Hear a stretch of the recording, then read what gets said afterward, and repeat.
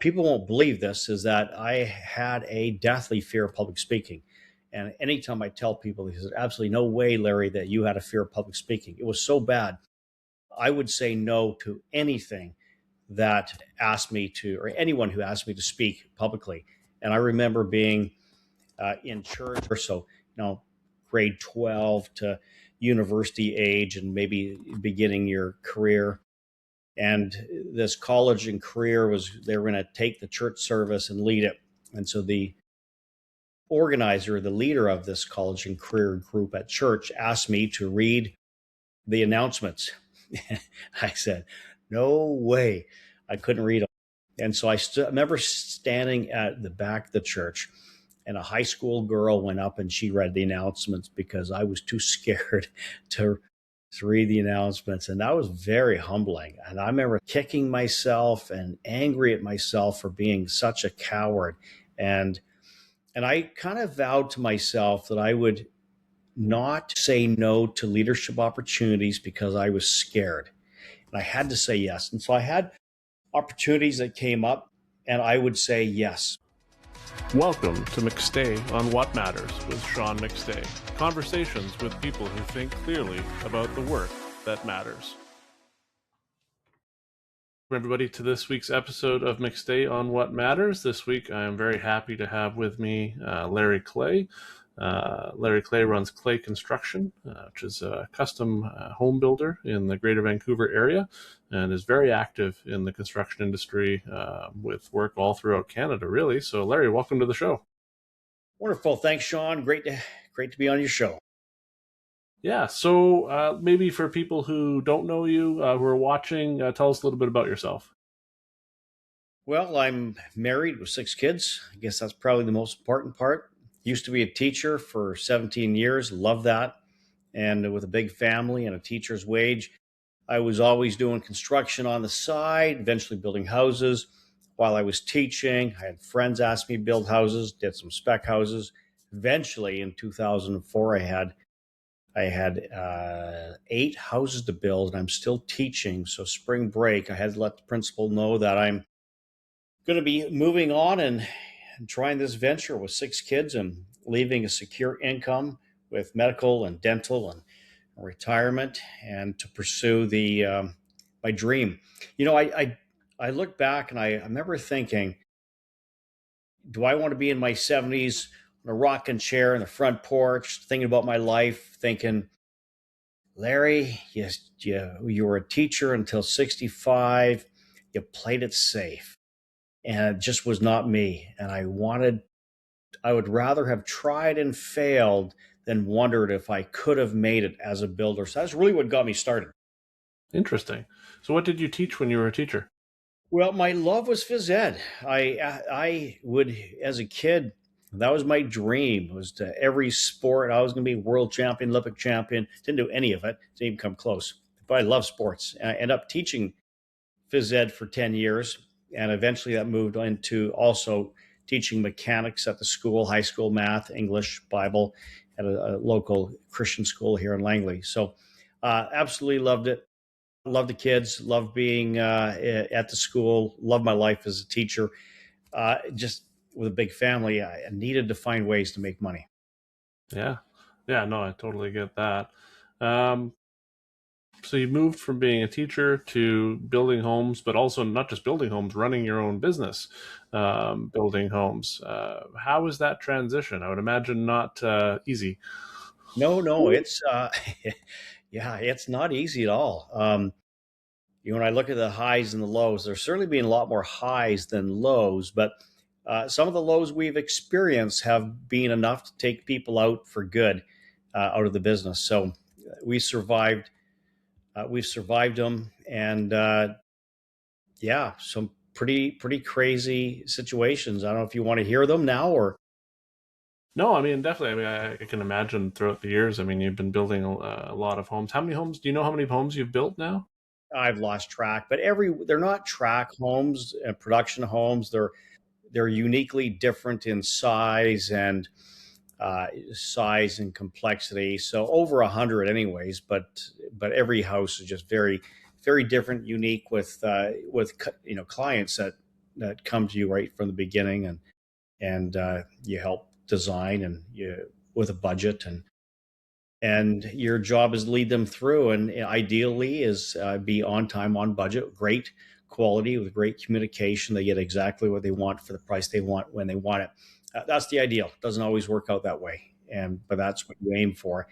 It's what every builder aims for, and and that's the challenge we have. And then I see it as three levels. The first level to be a builder is you need to be able to build a house, period, for yourself. And that's easiest. You can't really make any mistakes, can't go over budget. You're approving everything. The second phase is to have a team that are sorry, the second phase would be, that'd be third phase. Second phase would be you being able to build for somebody else with their budget, their plans, their specifications, having the platform in place to be able to communicate with them, budget, schedule, quality, questions. That's level two. And yeah, you can do that yourself. Level three would be now that you have staff who can follow your systems. And that's where we've had a struggle moving to level three. It's level two is easy. Level three is challenge for, I think, for many builders, and many builders find themselves getting bigger, experiencing a lot of difficulties, and with other people running their business, and they lose money. And you'll hear a lot of builders say, "I was more profitable when I was smaller," and we've experienced that as well. Yeah, that makes sense. I mean, I think there's obviously a skill set for building a home well. And like you said, there's also another skill set for building a home well for someone else to their requirements, their standards, their questions. But when you start running the business and having staff and all of that, that brings, people management and all the business operations in on top of obviously all the construction things that you have to be able to do well. When you look at kind of your construction process, what's unique about how you do it with your clients? I think out in the industry, there is a lot of platforms like Job Trend and Builder Trend and business coaches that will help you build on time, on budget. I think what we bring that's unique would be experience. I think I've done everything three times, and I've made all the mistakes you can make, and and also I've done things very well, and we've achieved nice recognition for that. But I think, building better homes, I'll often put it this way. This is probably the easiest way to put it is the building industry is like the food industry. You have the McDonald's of builders. They're fast, they're cheap, not very good. We know they're not very good, but the price is attractive, and that suits a certain, time of your life. And there's a season when that is suitable. You got the white spotted builders. And applies to Canadians who understand what white spot is, because the white spotted builders, it's predictable, it's safe, it's nothing is unscrupulous. It's going to meet every standard, and it's going to cost more than fast food. It's going to take a little bit longer, but you're going to have a better experience. It's going to cost more. And then you have the keg of builders, nice steakhouse. It's going to be better food, better quality, better experience, but it costs more. And you got to be a certain place in life to be able to afford a steak, a keg dinner, versus when you're younger, all you can afford is fast food. And then you have the Michelin star, and this is not for everybody. It's somebody who's done well in life. They've achieved a certain net worth. Now they can go out and build whatever they want, and they're not nickel and diming the cost. They can, if something costs more, they can afford that. So we as a company, when I started out, I was just doing spec homes. I was building specs. So I certainly was a white spot builder. I was never a fast food builder. As we grew and our reputation grew, we are now a keg Michelin star, depending on our clients. Most of our clients are keg, but we come across some that are Michelin star. They said, we got the money. We just want to build it well, want to build it right. Now, we know how to do that. It does cost more to build above code, and we make a lot of recommendations. If this is what's important to you, if you're going to be really concerned about health, and I have thoughts on how we can help build a healthy home or a comfortable home, or you're elderly and drafts are going to bother you. We can build you a very airtight home. And with great ventilation and filtration. So we have the experience and we have the A team who can achieve that. So, do you think that that experience is what helps you kind of sell some of those intangibles to clients? Because I'd imagine when you're talking to clients about a home, the countertop, the appliances, the windows, those are things they see and can touch, feel, versus when you're talking about, like you were saying, airtightness or the performance, comfort. Is it that kind of experience, that background that you draw on to explain what that means for people? Yeah, and a lot of the clients that we have now, they've had homes built for them in the past, and they were brand new homes, past inspections, and they saw that these homes weren't what they thought they would be as a brand new home, and so they realized they just need to pay more if they want to get that. It's going to cost them more, and so that's what we do: is we explain, okay, if this is what's important to you, here are some things we can be doing, whether it's structural or whether it's with a building envelope, whether it's with the wiring, the plumbing, the HVAC. We'll make suggestions and they can ask questions, and we design them a house. We do what's called integrated design. So we want to be starting at the beginning and talking about what's important to them, but we're always looking at the budget as we go along. So that's what's really critical for me, is being involved with my clients early, with the architect, with the energy advisor, the structural engineer, my HVAC contractor, myself, the geotech homeowners, doing budgets, looking at what's this going to cost, and what's important to you. So that's really the experience that we bring to the table. Gotcha. You mentioned integrated design. Tell me a little bit more about what that means for you.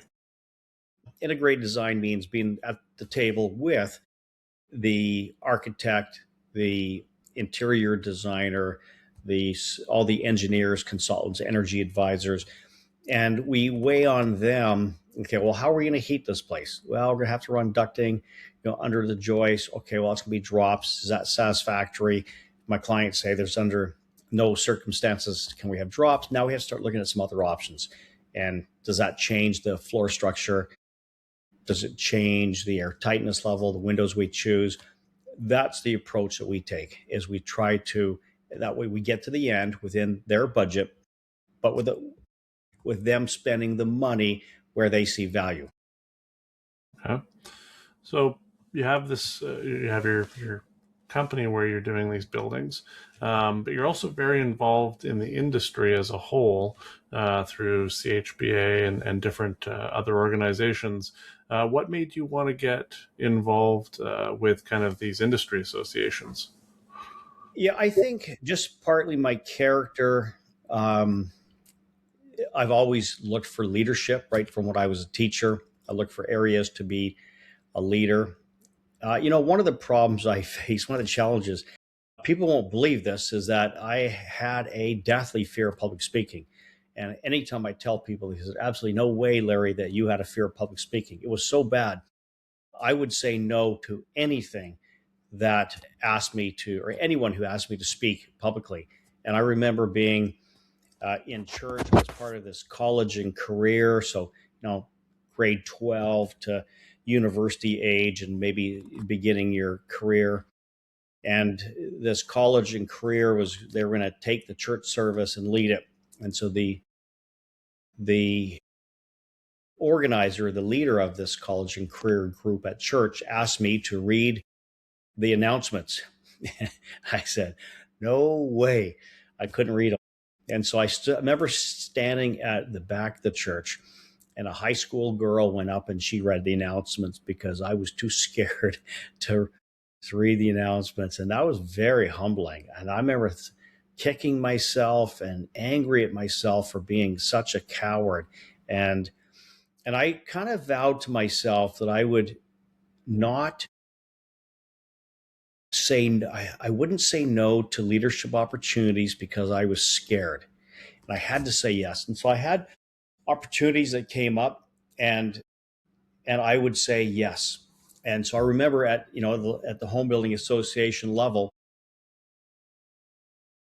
I was on the board and I was, I was on committees, and and sometimes I was very quiet in committees. I was part of this amazing technical committee with probably guys that Sean, Mark Govin, Richard Kodolsky, Eric Burnett, and I remember they would talk, and they'd be discussing building science, and they'd propose, okay, we got a problem. This is the problem of the week, and we discuss, every month we'd meet, and I remember, like, I'm just listening to them, and at one point, after about a couple of years, one gentleman says to me, Larry, I think he called me squeaky.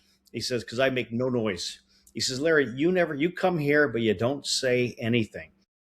And I said to him, I said, Ken, I said, the IQ in this room is 2 billion.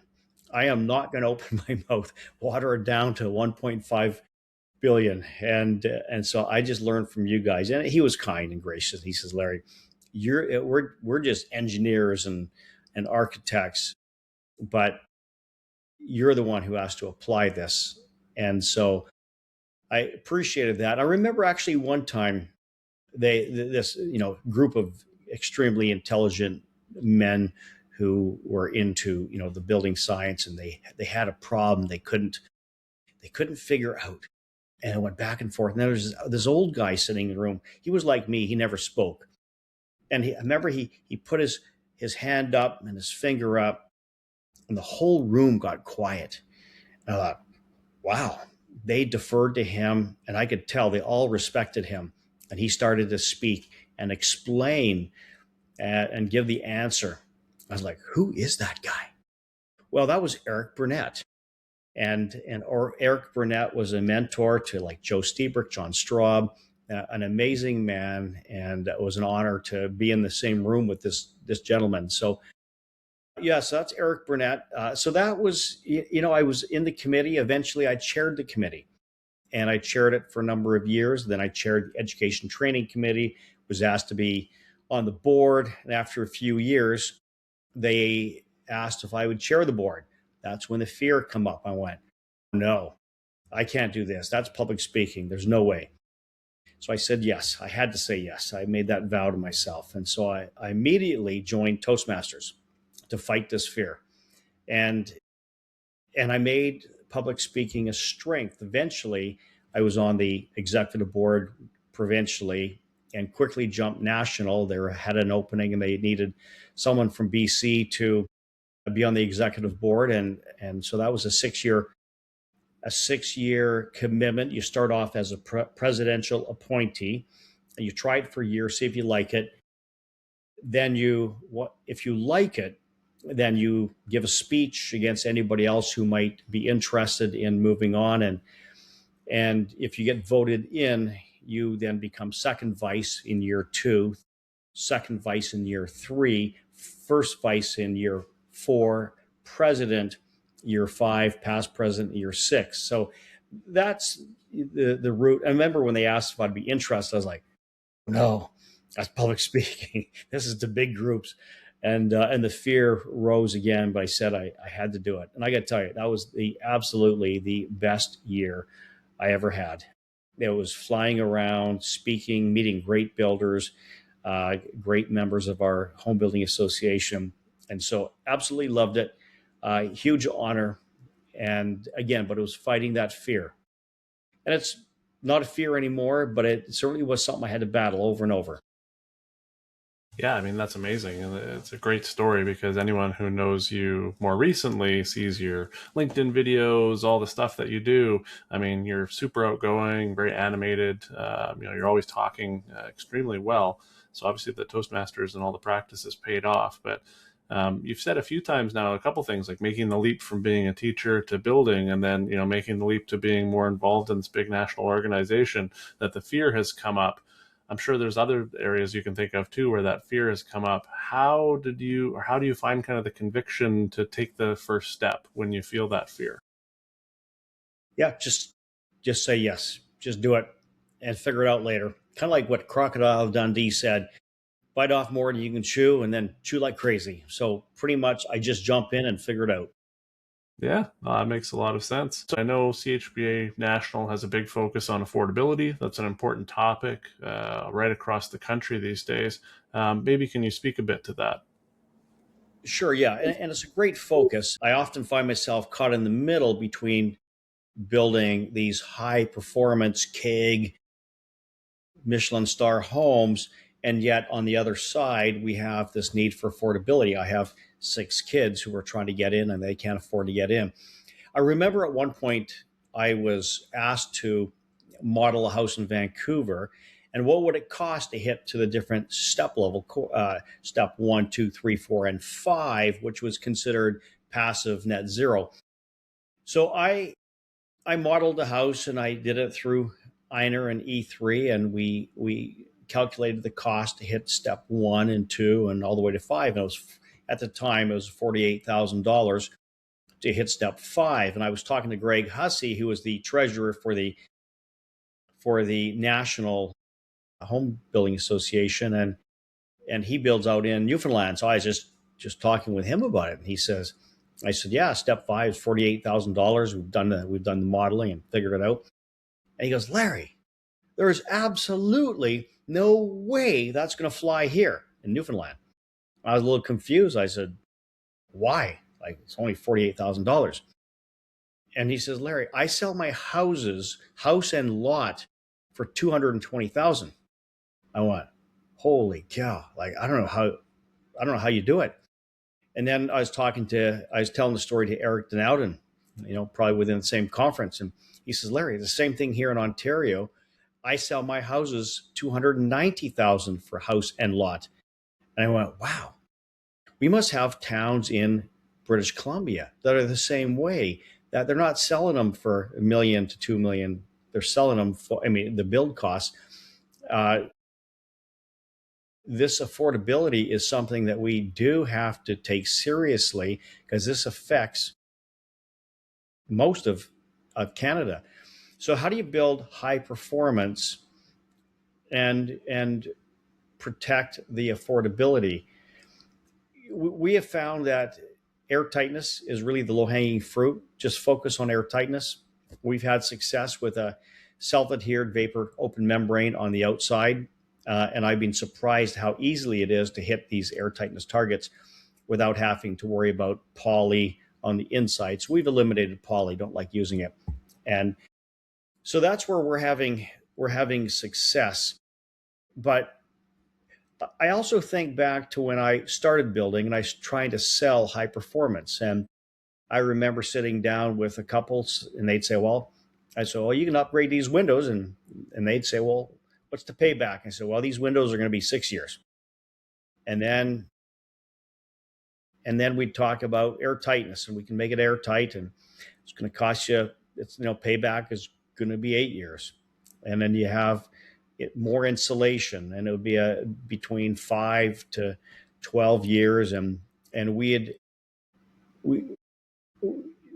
every time they'd say, well, we're just selling the house in 5 years. So yeah, we'll skip it, or this isn't my final house. We're not going to invest in that. And so they wouldn't go for it. But I'm looking back now, those homes are 15 years ago.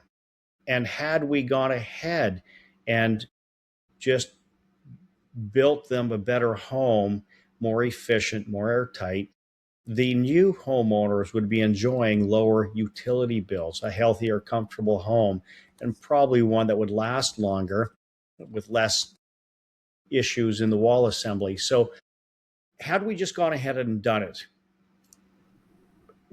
the current, and they could be my kids living in the house now saying, thank you, builder, for building us an efficient house, because our utility bills are not like the others in the subdivision. So, that's a few of my thoughts on efficiency, high performance. There's the bleeding edge, and I've never been part of the bleeding edge. I know Arthur Lowe has done that, and thank you for guys like Arthur who tried and experimented with different approaches. And I follow along guys like Arthur, and I'm kind of leading edge, and we're ahead of most builders, and we're doing things before they're doing them, and we're figuring it out. And I know that my clients are the winners because they're getting a more efficient, comfortable, healthy house. Yeah, that makes a ton of sense. You talked a little bit about kind of building for the future, and then mentioning even your family could be someone who lives there. Your family, I think, is now getting involved in your business in certain ways. How has that been for you as the business leader? Yeah, it's good. I mean, I work with one son. We have 6 kids, 3 boys, 3 girls. The girls are not interested. I had one son who got his red seal, but moved to Edmonton because that's where his wife's family was from. So lost that one. I had another son, got his business administration degree. Um, then we worked with him thinking he would step in, but he got through and he just says, "Dad, my heart's not in it. I don't want to be a builder like you. I want to be a teacher like you." And he went on to pursue teaching. And I just said, "Adam, you need to follow your heart, because when you do what you love doing, you never work a day in your life. And that's really fun, because if you have to work 16 hours in a day, you go, well, that wasn't so bad. I love what I do." And that's largely been my life. I love what I do. So my son Isaac got his red seal, and he's been working with me for a number of years. So him and I make a great team because I'll do a lot of the communication. He's on site. He knows the clay way, and he's on site. My clients love him. Everybody loves Isaac. So I get to work a lot with Isaac, but I don't think his heart is into taking over the company and running it himself. So I just enjoy work with my son Isaac when I'm on site. Actually, it leads well to my next thought. I had a guest on a couple episodes ago. His name's Mike Mack. He's a business coach and a leadership expert, and he just wrote a book called Succession. And Succession is obviously all about how businesses are passed on.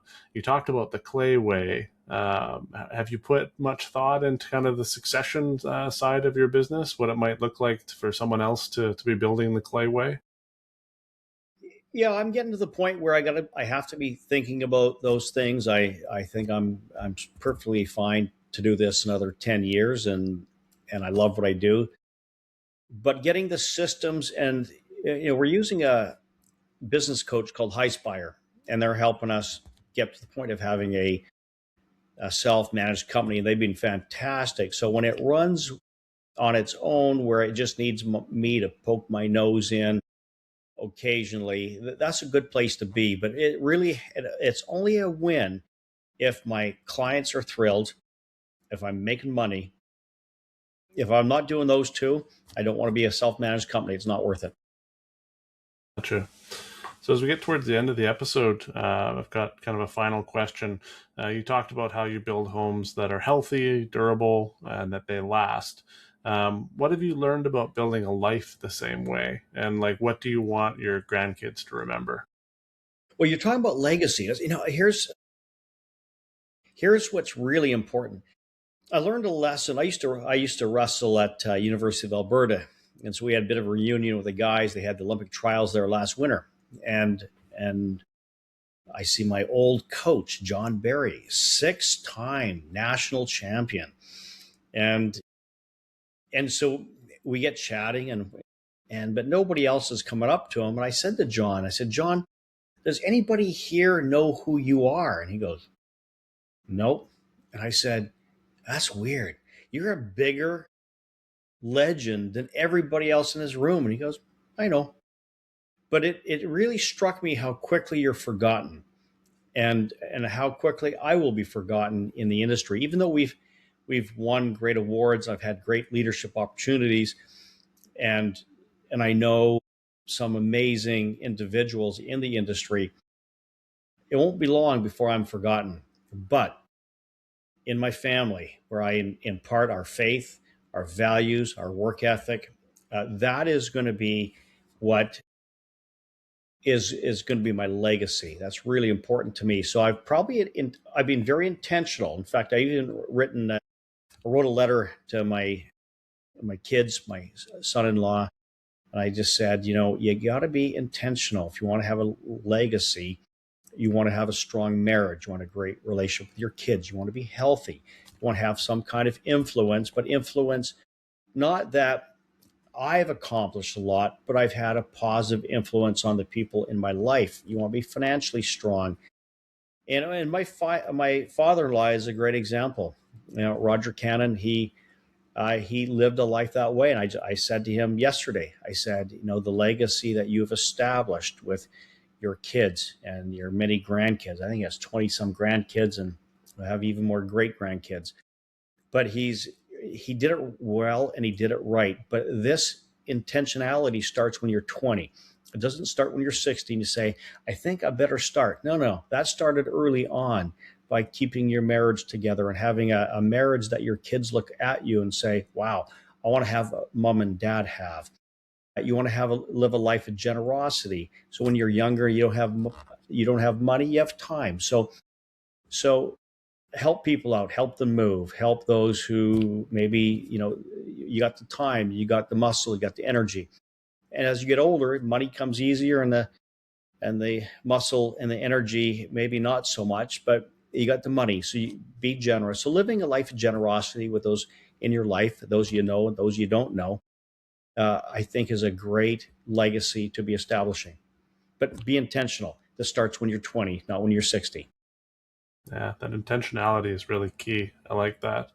Well, Larry, thanks so much for being on the show today. For everyone listening and watching, I'll put links down below to Larry's social media, his profile on LinkedIn. You can follow along all the great builds that he's working on and learn from the techniques and tools that they're using for them. And with that, for everyone watching, remember, until next time, focus on what matters. Thanks. Good. Thanks, Sean.